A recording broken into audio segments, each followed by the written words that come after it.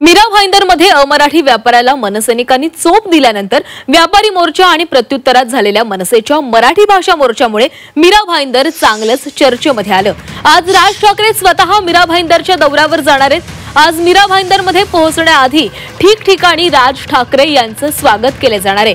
बोरिवली दहिसर मीरा रोडच्या मुख्य चौकामध्ये जंगी स्वागत केले जाणार आहे। आगरी कोळी पारंपरिक पद्धतीने राज ठाकरेंचं हे स्वागत केले जाईल।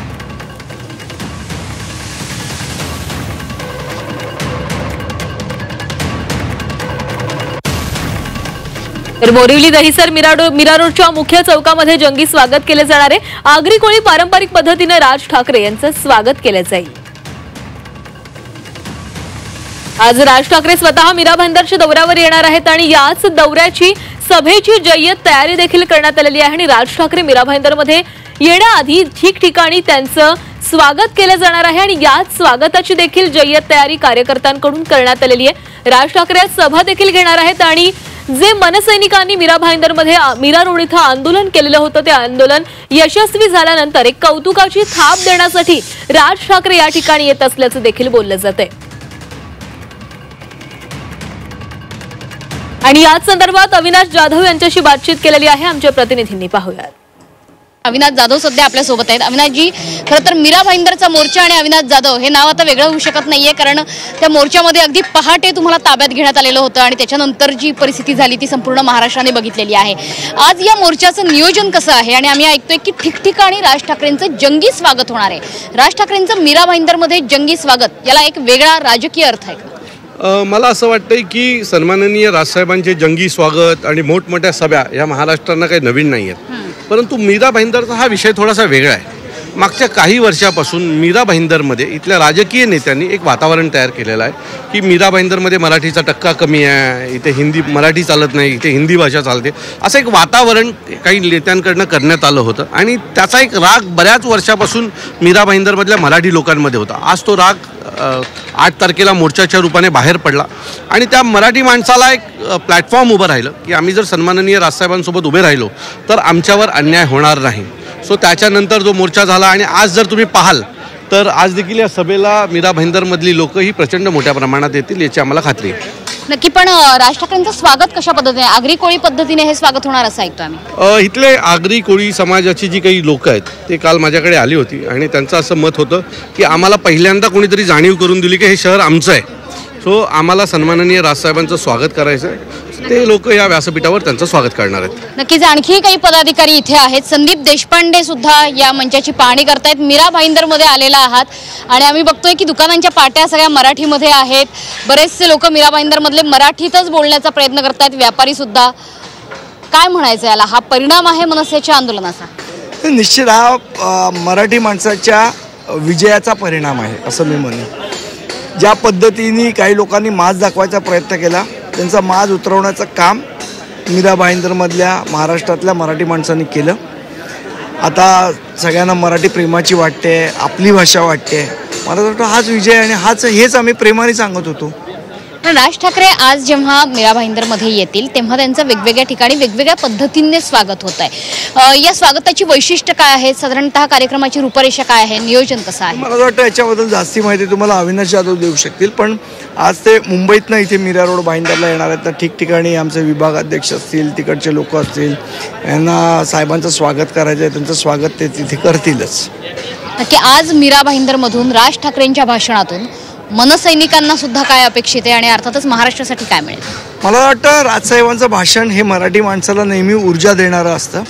निश्चितपणे या भाषणाने महाराष्ट्रात ऊर्जा पोहोचेल आणि इथे आलेला प्रत्येक जण ते राजसाहेबांनी दिलेली ऊर्जा घेऊनच इथनं जाईल। कॅमेरामन निलेश सामंतशी पाठक, झी24 तास, मुंबई। आणि या संदर्भात आपण अधिक बोलणार आहोत। आमचे प्रतिनिधी मनश्री पाठक आपल्यासोबत जोडल्या गेलेले आहेत। मनश्री, तू त्या ठिकाणी आहेस ज्या ठिकाणी आज राज ठाकरे यांची सभा होणार आहे।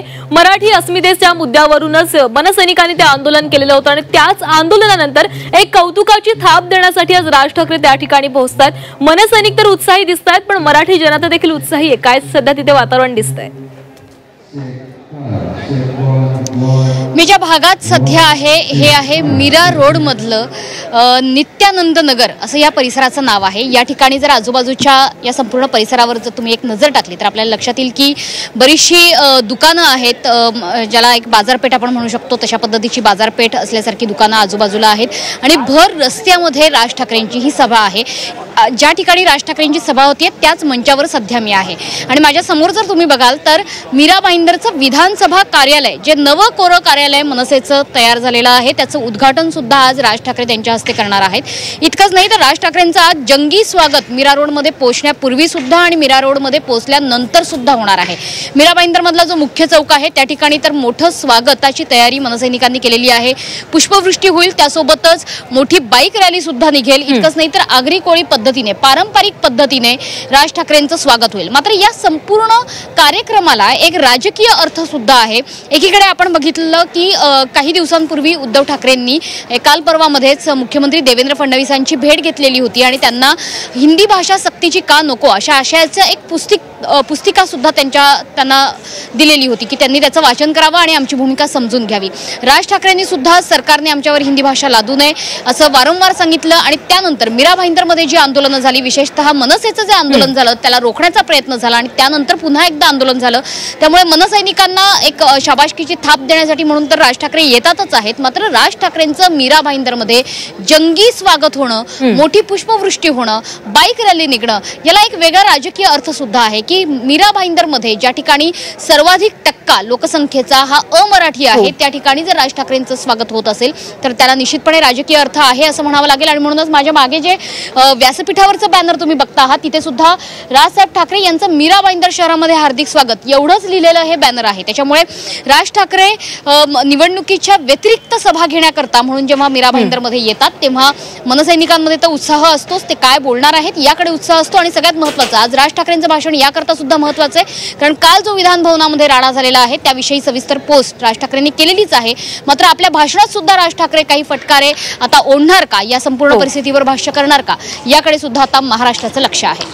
नक्कीच मनश्री, तर या सभेकडे राजकीय दृष्ट्या देखील अत्यंत महत्त्वाचं मानलं जाते आणि या सभेकडे सगळ्यांचंच लक्ष असणार आहे। आता आमचे प्रतिनिधी मनोज कुलकर्णी हे शिवतीर्थ या राज ठाकरेंच्या निवासस्थानाबाहेरून आपल्यासोबत जोडले गेलेले आहेत। मनोज, राज ठाकरे कधीपर्यंत निघणार आहेत, काही माहिती आहे का? आणि शिवतीर्थाबाहेर काही मनसैनिक एकत्र आलेले आहेत का? काय सध्या तिथे वातावरण आहे? अगदी बरोबर आहे। अगदी थोड्याच वेळात राज ठाकरे हे शिवतीर्थावरून मीरा रोडकडे निघणार आहेत आणि त्यांचा जो सुरक्षेचा ताफा असतो तो सुद्धा या ठिकाणी लागल्याचं पाहायला मिळते आहे।